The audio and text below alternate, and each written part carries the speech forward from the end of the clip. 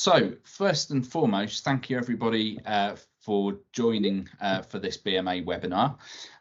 If any of you don't know me, I think I recognise all of the names on the list, but if you don't know me, I'm Tom Reynolds. I'm the CEO of the Bathroom Manufacturers Association. I'm really excited to be hosting this session today and sharing what I hope will be some interesting insights and what we learned from the event in 2023.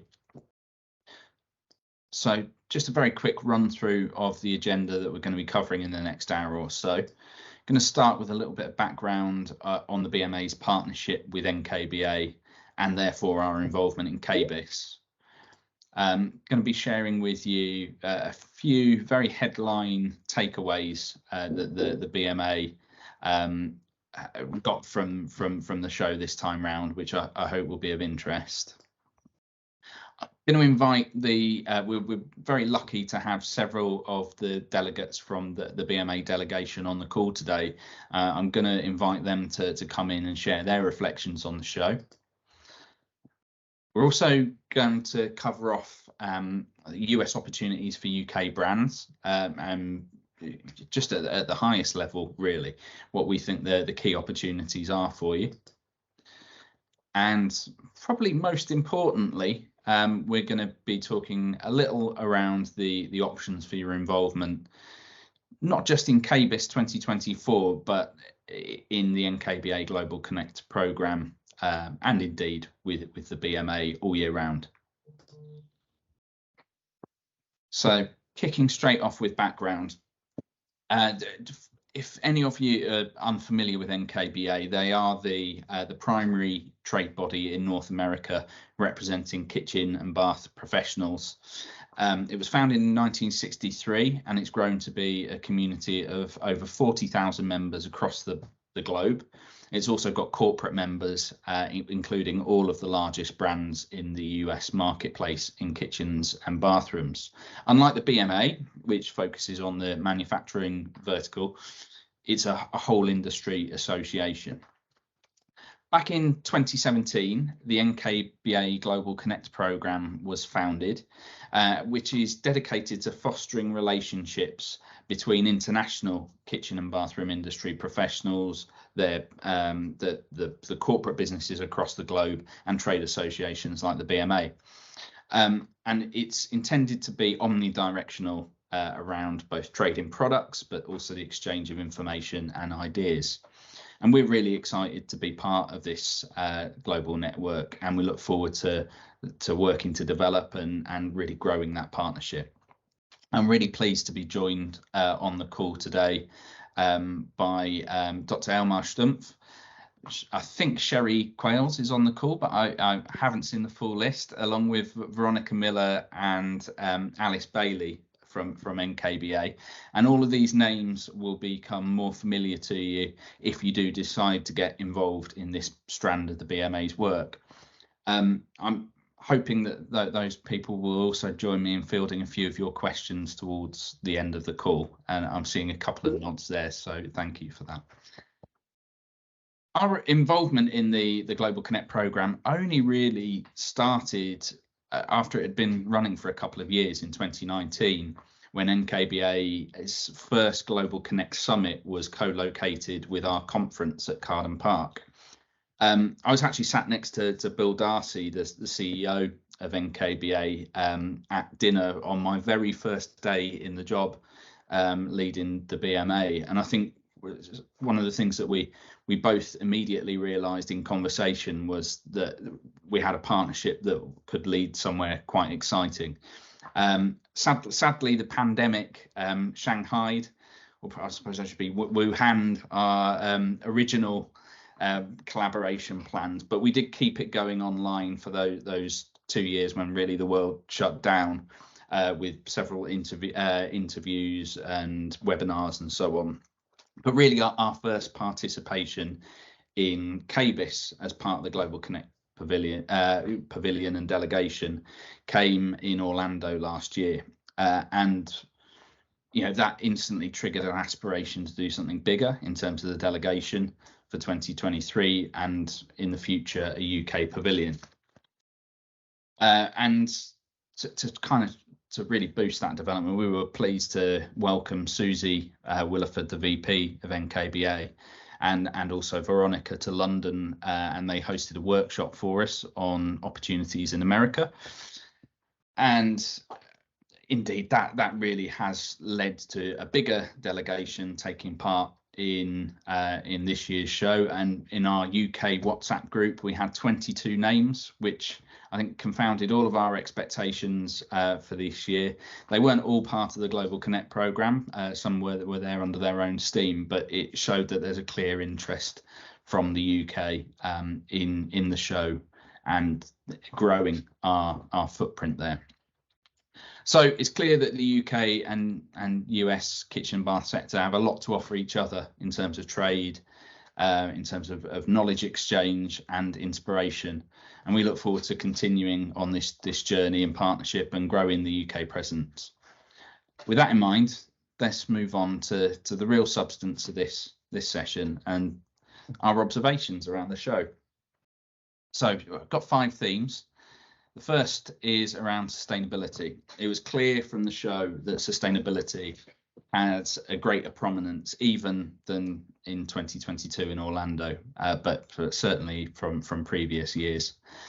While it's not the same in all segments of the market, more US consumers are increasingly looking for products that meet their needs while addressing the global climate emergency. And a growing part of the market wants to invest in products that have a low or zero carbon footprint and that are more water efficient. And judging by some of the stands, brands are responding accordingly. And this image that you can see on the screen now was Samsung's stand telling a story about how their brand is dedicated to sustainability through all aspects of the business, from sourcing to production to distribution, in the use phase of the product, and recyclability at end of life. And if this trend continues, I think it's an area of potential competitive advantage for UK and European brands, given that we've had to focus more heavily on these issues in recent years from a regulatory point of view. And speaking to the cabbie from the airport over to my hotel, he was telling me about the 40-year drought that's been experienced in the southwestern United States. Obviously, typically it rained for the first 24 hours. I was in Las Vegas. Only I could go to the desert and it piddled down for the best part of the day. But what I'm trying to get across is that it's not just design professionals and regulators talking about water efficiency. This is something that's prominent in the mind of the average punter as well.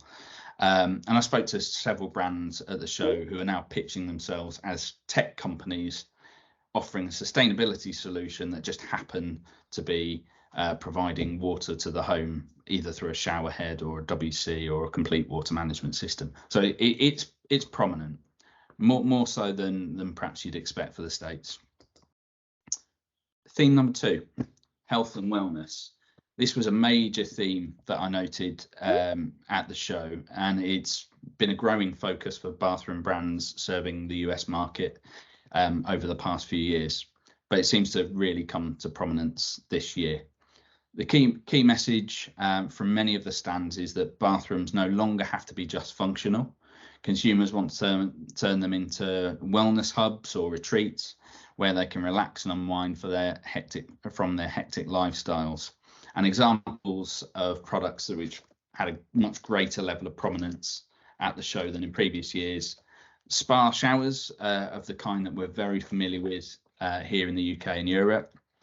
Aromatherapy was very prominent.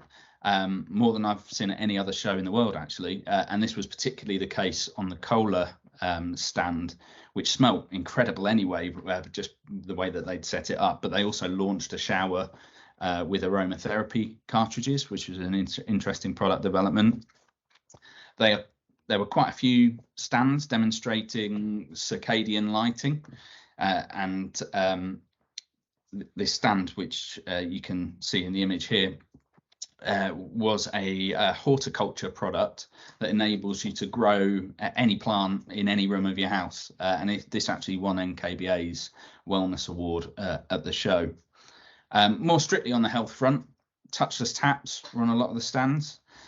We tend to think of that more of a commercial product here in the UK, but they were being very deliberately targeted at the domestic designer post-pandemic, not wanting to touch water fittings. And there were lots of wash and dry toilets, particularly on Toto's stand, but also elsewhere. In fact, they were the only pans on display on Toto's stand were wash dry toilets. And on other forms of adaptation and aging in place, there was perhaps less on offer than I would have expected, and certainly less than I remember seeing in Orlando. And of the products which I did see around adaptation, they did seem perhaps more utilitarian than the designs that are on offer in the UK. So that's a slight kind of twist on the health and wellness theme.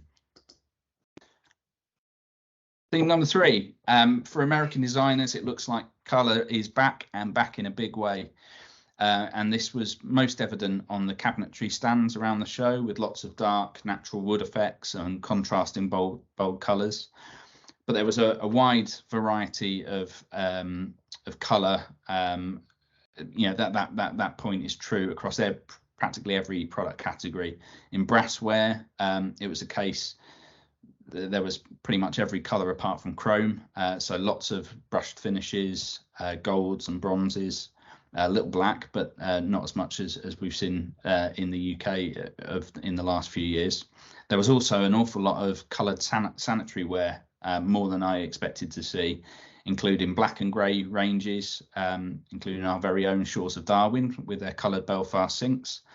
And most eye-catching of all, this feature of the Kohler stand, which it calls its heritage colour range of sanitary ware. And yes, right there in the middle is the fated avocado bathroom suite. Theme number 4, which I've kind of termed quite naffily EUROCOOL. But this is something which I wanted to get across to you. The show had a much more European feel than I saw last year, or that other delegates report seeing in previous years at all. And I think in part that may have something to do with the greater number of European brands exhibiting at the show, led of course by the large German pavilion that was there. But even away from the pavilion area and the Global Connect areas, there were a lot more European style products on display. I also got the sense, speaking to some designers, that among the many consumers in some parts of the US market, there's something particularly appealing about having European style kitchen and bathroom designs. Perhaps it doesn't work in all parts of the US market, but if you're thinking about North America, it's something that should factor into your thoughts. There's one very important demonstration of this trend, which I want to talk about, hence the picture, and that's shower trays. It was a really odd episode a few years ago when BMA got drawn into a spat between Boris Johnson and Donald Trump around technical barriers to trade between the US and UK on shower trays. It's thoroughly bizarre, but US building codes require certain dimensions for drainage, which prevented UK and European style shower trays from being sold. However, as this picture ably demonstrates, there's a workaround, and these trays are now being sold across the States. Basically, if you supply a conversion kit, or you even offer a conversion kit, that's enough to satisfy the building codes. Aquabella, who's a well-known brand over here, had an enormous stand at the show, and this was the centerpiece of their stand. So there is options for the suppliers of these sorts of products now in the US. Fifth and final theme, it's a bit of an American cliche, isn't it, that bigger is better, but it certainly does ring true when it comes to the KBB industry. Of course, we know American homes are larger than homes here in the UK, and therefore the size of the bathroom project is going to be bigger. Also, the number of bathrooms and powder rooms in the home are greater in the typical US home versus the typical UK home. If you're considering growing a business in the United States, that translates into two important differences between the US market and the UK market. Firstly, and encouragingly, the budgets for a typical kitchen or bath refurbishment project is far greater than you'd expect to see in the average UK project. The picture that's up on the stand here is the panel discussion. I think Tony's on the call actually, but our very own Tony and Hayley Robson took part in this panel debate. And the reason I've included the picture is I was sat next to a designer during this when discussion of the level of budget came up on the panel debate, and she literally jumped out of her seat hearing that the typical kind of low end selling prices for a bathroom for a kitchen project in Germany. Just to put some numbers on this, a typical budget for a master ensuite bath project will be certainly above $50,000, and $100,000 is not uncommon. For a kitchen refurbishment, a project will normally cost between $100,000 and $150,000. Secondly, for the middle and upper market, the routes to market are different from here in the UK. This probably deserves a presentation all on its own, but it's at its most simple level, and the way that I think about it is the US structure is analogous to the specification part of the market here in the UK. Each homeowner project is almost like a mini hotel project here in the UK, with independent designers playing a specification role, with the purchase made through a separate dealer rather than the combined designer retailer, which is common here in the UK. These two factors translate into a much bigger market, and even for allowing for the population difference, the spending in the kitchen and bath categories in the US is far greater. So it's a £189 billion market, 86% of which is through the professional channel, so much higher than here in the UK, and only 14% through the DIY channel. Broadly, 50-50 split between kitchens and bathrooms. Although I understand bathrooms do have the edge and are growing quicker as a segment of the market. So that's my kind of potted analysis. I've rambled on now for 20 minutes, so you probably had enough of my voice for the time being, and I want to give up at least 5 to 10 minutes to delegates to share their reflections on the show. So I'm going to pick on a few, if that's okay, starting with Simon Akers, who got around a lot of the show. Can I invite you to make a few remarks? Yeah, thanks for arranging the call, Tom. I mean, a lot of people will perhaps seen the supportive, feedback from the filmed interviews as well. So I hope that's given a bit of information back to. And thank you, Darren, for doing your couple of films, matey. Appreciate that. Guys, I mean, the biggest takeaway that we had was that the market is so different, but again, there is opportunity. So for us, it was more about the journey of the customer.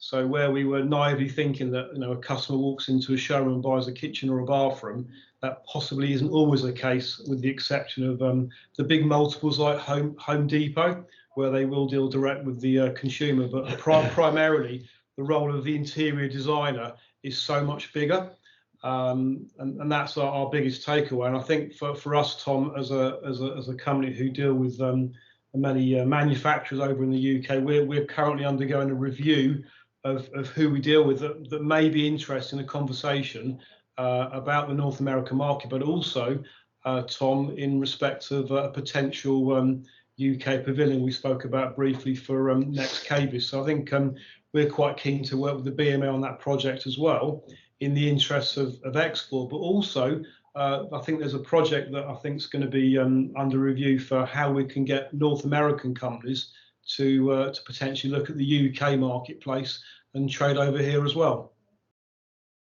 Yeah, I think that really talks, Simon, to that point around this relationship being omnidirectional. You know, there is not a single direction of travel in this collaboration. It works both ways, and indeed into other markets as well.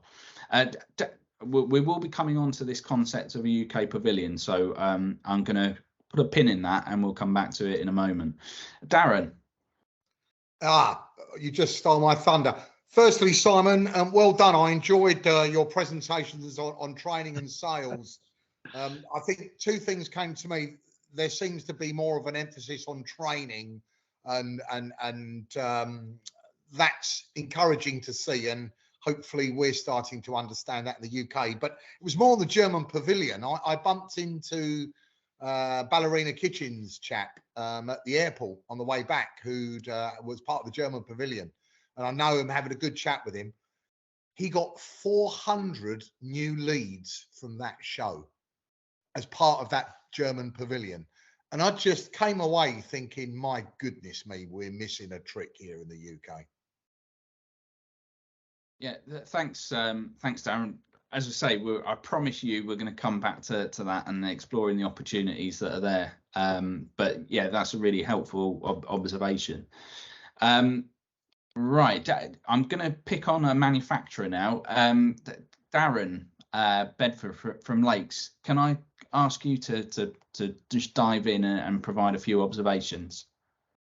Yeah, thanks, Tom. Yeah, I think from a Lakes perspective, obviously we joined the sort of Connect program, and we went out with, I think, with a very sort of open mind to understand the market much better than we originally did. And I think our initial thoughts before we went out were probably quite typical of a lot of people, that you see this, this huge market potential out there, and you always have the attitude of you can go out there and not particularly do great, but still do great because of the size and numbers. And I think for us, the areas that we learned very quickly, sort of touching upon what you talked about, was very different routes to market and how sales are facilitated sort of in North America. And I think a lot of the lessons were talked about in terms of mistakes that have been made previously with businesses feel that they could sort of just go and open a showroom out there, or, just kind of almost go out there with a sort of scattergun approach. And I think the one thing we really took away from it is that this has to be a very considered approach with a clear strategy, and to not get carried away by the size of the market, and be very focused on kind of how you go in and look at it and where you sort of the platform you start from. What's been really interesting for us since we've left the States is that I think what can be very typical in the UK sometimes when you get involved in these kind of things is there's a good element of lip service involved, where you're there as part of a delegate and you get told all the good things while you're there, and then when you follow up, there's then no substance behind it. And we've had some really meaningful conversations since we come back with with Greg Roll and Oliver, and we've got a couple booked in, and there is a genuine consensus that people are wanting people to succeed and kind of make this work. So it's been a hugely positive experience for us so far, and one that we feel is a real strong potential for Lakes.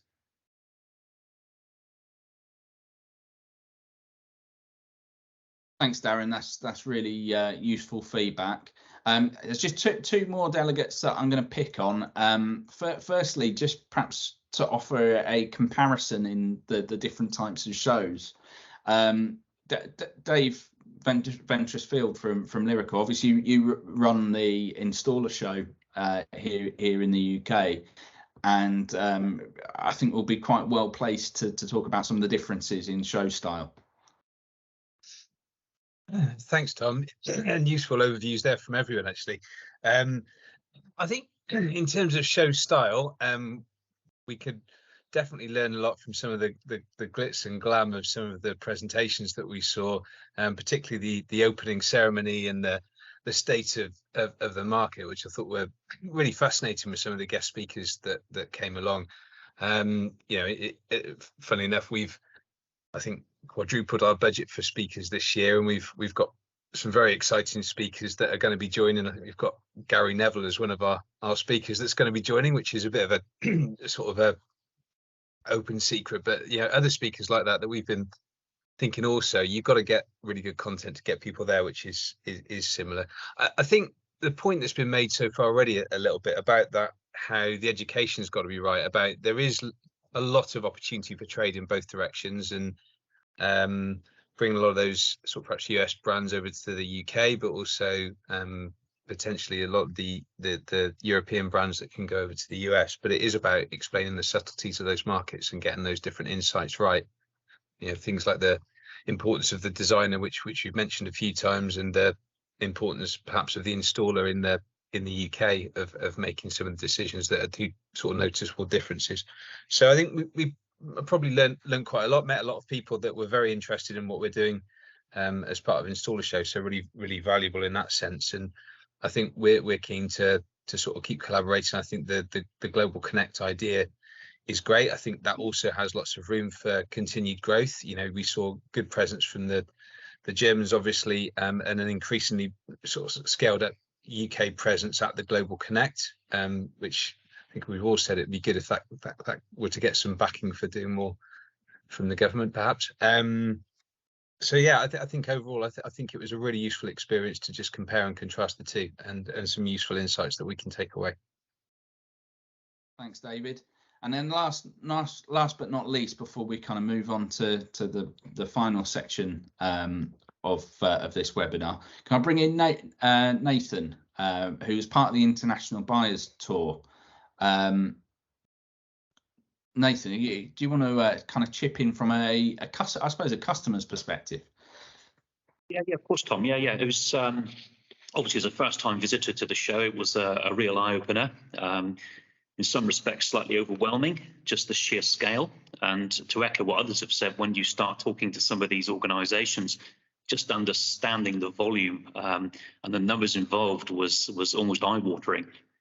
But I went along with a very specific agenda to try and find a product that I'm keen to develop, and made some useful contacts. And one of those contacts I've been in contact with since we've been back in the UK. So for me, taking everything away from the show, I considered it a very worthwhile trip, and very much enjoyed it too. Thanks, Nathan. It was great to make a link with you, as well as someone operating in the kitchens world rather than the bathrooms world. There's certainly a lot of shared interest, so that was interesting in itself. Great to meet you. Well, let's crack on with the kind of final parts of this webinar. In terms of the opportunities for UK brands, I kind of see two strands to this. So the first is the enthusiasm among US designers for products with a deemed tradition and a clear provenance of UK manufacturing, perhaps some craftsmanship behind them. And you can see that the most prominent UK brands at the show, the likes of Shores of Darwin, Perrin and Rowe, that they've got that story, and there are further brands both within BMA's membership and beyond our membership, where there's some possibilities to really leverage this perception of made in Britain and almost the intrinsic value that is associated with being a British brand. Being made in Britain is not enough, right? So if you think that you're going to make it in the States just because you're made in Britain, or designed in Britain, is you've got to have more of a narrative than just that. But I think in the case of quite a few of our members, they've got that narrative, and that they can really start to exploit it. So that's the first opportunity that I can see. The second is around innovation, design and creativity. And I think this is perhaps where we need to address, there's a duty on UK brands to perhaps address something which isn't really coming up in the minds of US designers when they think about UK products, because and I'm sorry that either Hayley or Tony. Oh, Tony has just joined the call. I'd like to bring him at some point around this, because I think there is something that the UK can do around demonstrating that our products are innovative. They're really at the cutting edge, leading edge in design and creativity. But that's not necessarily brand values which immediately spring to mind for US consumers when they think of British products. So I think we have a job of work to do there to make them think differently about UK products. So Tony, you and I discussed this at length when we were in Vegas. Do you want to chip in and kind of perhaps pad that out a little? Yeah, sorry I'm late, by the way. I got stuck in a meeting, I think, out of, so. Yeah, for me, it's, it's all based around what makes a great kitchen or about a great bathroom, and it's not just about the products, it's about how those products are put together in within a space. When I think about in KBIS, the German section, it was about furniture essentially. They weren't talking about Miele or the German manufacturers that sell the appliances that make up a kitchen. They weren't talking about worktops or sinks or taps that make up a kitchen. They're just talking about kitchen furniture. So it's without the designers, there is no kitchen, there is no bathroom. And then if you look at KBIS and the fact that they're not really talking about how a kitchen can be designed sustainably, or a bathroom, I'm going to say bathrooms. Tom's saying a bathroom could be designed sustainably or can be designed with wellness in mind or health or various other things. That's what what a good designer is doing when they're putting all them things together. So for me, there's a whole thing to talk about. In the UK, it's not just about products. It's not just about good products made well. It's about the whole thing of how do we take it from a raw material all the way through to the consumer, and that's what that whole supply chain, that whole thought process, and everything else that makes that finished project a finished project. And I don't think there's anyone talking about it. I'd perhaps take that even a step further. One of the themes I talked about, Tony, before you were able to join the call was sustainability. And I think this is an area where UK brands are particularly innovating. I can think of one or two showering brands in particular that have got some great digital smart products, which are assisting consumers to live more sustainably. Where actually we've got a great innovation to show the US audience there.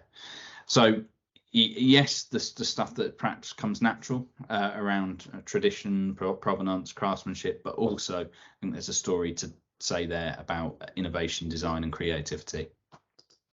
But it's because for me, it's showing how that innovative shower product would then fit into a design, because without that bit, it's still just a product.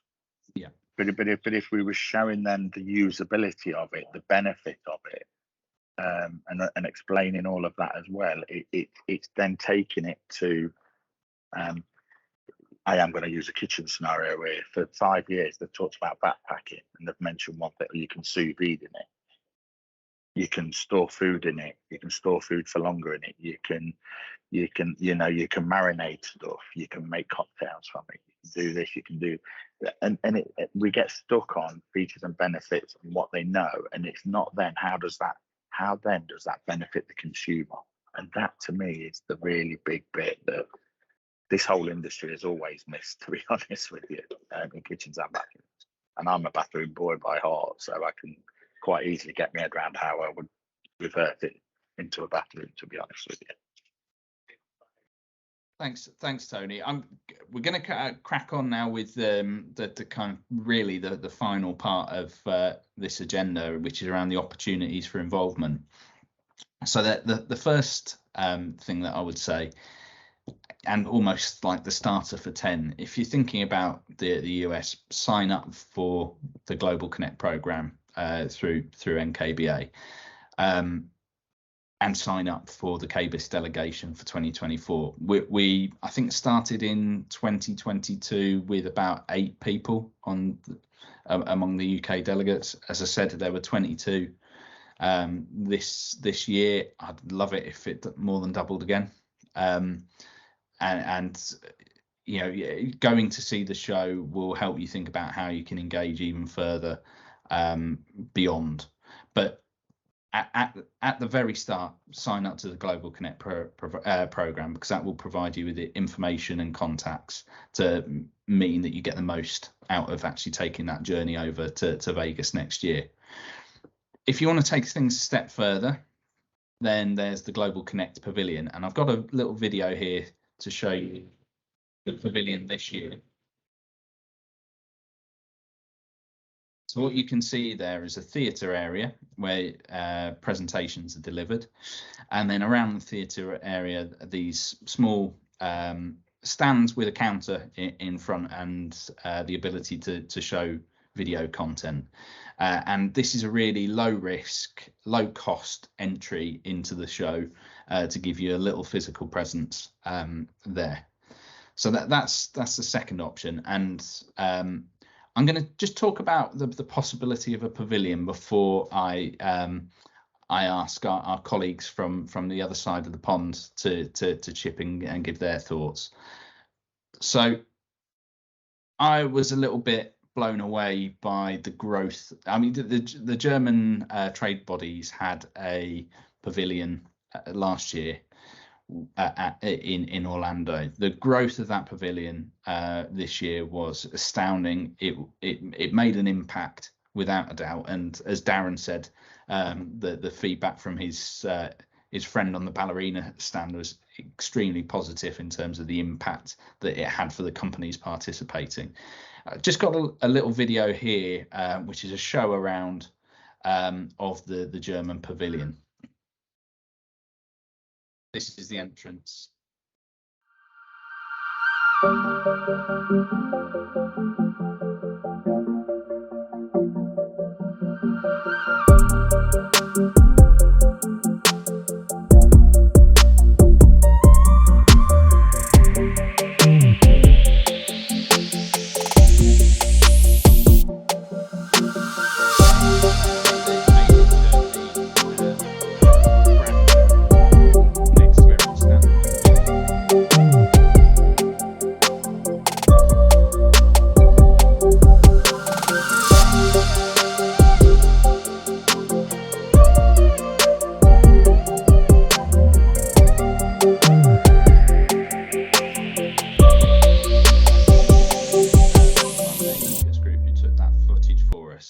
Something which wasn't captured in that footage, but I want to show you another video of, was the shared area within the global pavilion, which, and you can see all of this is branded up with the German government's logo, because they've part funded.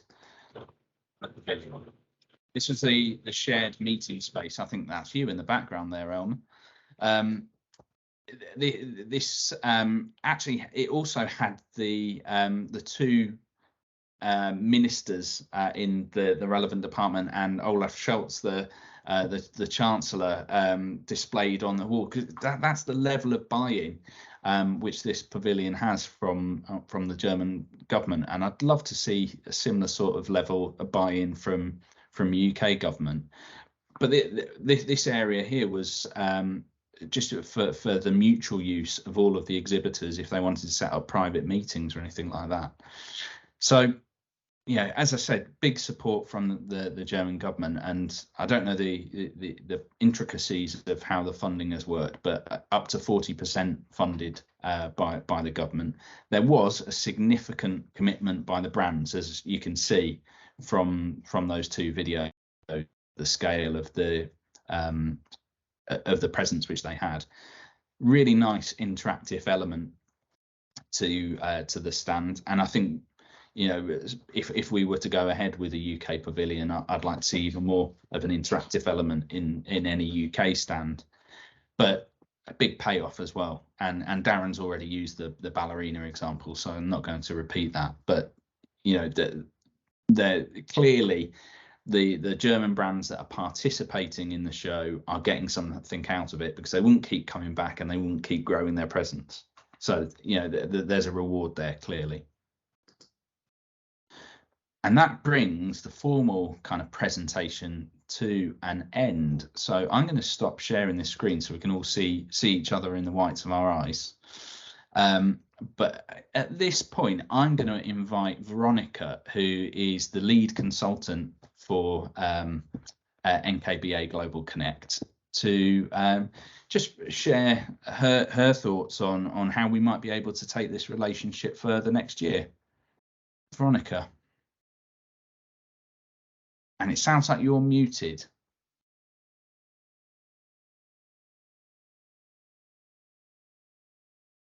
How about now? Excellent, we can hear you. There we go. That line has to happen during every last little webinar. Somebody has to say you're muted, right? Otherwise it didn't happen.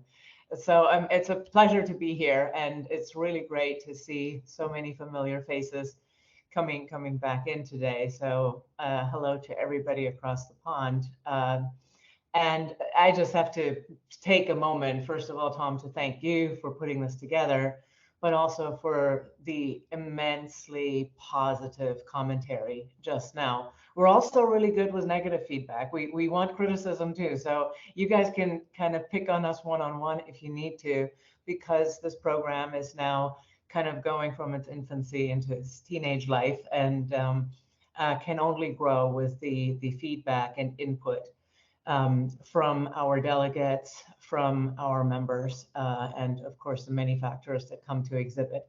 So we definitely want to know. As you said earlier, I think it's been brought up maybe a couple times as well, is we genuinely care, NKBA, Susie Williford, Bill Darcy, and also the Emerald team. I believe we have Brian Pagel on the call as well. Is that right? Maybe, I'm not sure. Yeah, I'm here. Oh, very good. Hi, Brian. There's a genuine interest in making sure that brands that come to KBIS do so in a way where they're prepared to come and visit the show. So having this lead up over the last number of years, as we're seeing with the collaboration with you and your team, Tom, is really important. There's due diligence that needs to be done. This is not about let's sell them some concrete at KBIS. That has never been the goal. Our vision and mission for the program has always been, let's work with brands that are interested in the North American market. Let's provide you with what we're putting into the NKBA Global Connect program, which is access to all of NKBA's market research, which is substantial, access to our network of advisors, including our lead advisors who are all here, Sherry Qualls, Elmer Stumpf, myself, Alice's prowess on the project management side, and then finally working through these steps and learning from the people that know this industry extremely well onto marketing and promotion to NKBA's member base. Which is a significant size because, again, it is an all-inclusive association, meaning there's installers, there's manufacturers, there's designers. They're all part of NKBA. So reaching the core of our kitchen and bath industry can only happen through NKBA. So, and then we go to KBIS. So we love having this year or 2 years of due diligence, of, as you said rightly, Tom, we should just use this. This has been a perfect recording. But coming as a delegate, checking it out, meeting with people, then moving on and saying, okay, well, maybe we'll do a low risk piece in the Global Connect Pavilion, but ultimately what we'd really like to see for 2024, because I think we're poised and ready to do that, especially if we can get your government to pay attention to us, is to actually say, okay, now we're ready for a UK pavilion for 2024. And it can start with baby steps. You know, the German pavilion is continually growing because there was a proof of concept. I would expect the same to happen here. But ultimately, you know, putting together, and I know Brian can maybe speak to Emerald's position on having pavilion programs ready in different sizes, in different formats that could incorporate kiosk exhibitorship as well as full exhibitorship to accommodate different budgets. But that is really the step-by-step, the play-by-play that we would love to see from you guys. I agree. There's, you know, my own background on the UK side goes very, very deep, and there's a lot of British manufacturing, a lot of British design. In many ways, in terms of mass production, in terms of luxury products, you guys run the gamut and have enormous creativity. It is something that this market here is starving for. We love to come across. We tried to come across to see your various trade shows, but we're a little bit confused these days as to which one to go to. We're going to talk about that. But I think we have a real opportunity. We have a real appetite for UK design, not just because of the accent, but because there's ingenuity, there's innovation, there's creativity, and of course the provenance. And so the market is always very open to this. And it could be I could see a very creative pavilion solution with a mix of conversations, trends, but perhaps also kiosks for lower investment and full exhibit. So I'll shut up about that, but I'll hand it over. I know we have others on my team who have some stuff to say as well. And I'd really like at least 10 minutes for any questions for members, but I do want to give Elmar the floor as well, who really has been instrumental in that journey that's taken place with the German pavilion. So Elmar, just hand the floor to you for now. Yeah, thank you very much, Tom. So thank you very much also for inviting us here. And to put it like all up front, I agree completely to Veronica. It would be great to have a British pavilion in 24. And this is not only I'm talking this from the NKBA point of view, but I'm also talking about this from the German point of view, because I think this would even make it stronger, like a common European appearance at the show. So that would be really great. I think the good part about the pavilions is that the pavilions are drawing special attention to the brands which are exhibiting there. And this is like one also of the topics which NKBA and also Emerald Exhibition are really taking good care of. And this is that a lot of visitors are coming there to the pavilion. And it was really eye-opening or mind-blasting for the exhibitors in the German pavilion this year, that right from the first half hour kind of the show, it really started off with a lot of visitors in the German pavilion. So after the first day, or actually like at 4 p.m. at the first days, like some of our friends from the German exhibitors, they were exhausted already, which is a good sign. So, and this kept on like until more or less the very last hour of the show. So that was very good. I think you had the, I think Darren, you were talking about the example of Ballerina. So Ballerina was very happy. But basically everybody of the, like all the brands which exhibited in the German pavilion were very happy about the outcome and the outreach they had through this show. Just to give you a little more insight about the organization of the pavilion. So at first I really liked the video. So thank you very much for making such a nice video about our pavilion. That is great. You saw there that some of the brands, like the bigger ones, they have an own booth design, like Nobilia, like Hecker, like Bauteam. So they did their own booth design. But then the ones which are using a bit less space, like Into Agua or even Ballerina, they use like a common booth design. And design, there is also this area of the get together with our president, our chancellor, and then our minister for economic affairs. So those are the three guys which were there, you know, with us during all the time. This is like a mandatory requirement of the government, because government is subsidizing. You talked about the 40%. This is more or less what the brands are saving if they are part of the pavilion.